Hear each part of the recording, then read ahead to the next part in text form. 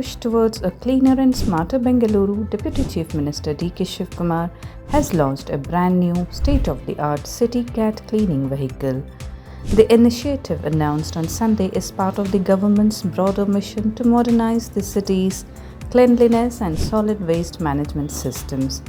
Taking to social media, D.K. Shivakumar posted, "Cleaner Bengaluru, smarter Bengaluru," adding that this CityCat is not just a machine but a symbol of their firm commitment to building a greener future. The CityCat is part of an upgraded BBMP fleet designed to tackle street sanitation and improve waste handling across Bengaluru. According to officials, this vehicle will support existing efforts and bring visible change to the city's cleanliness standards.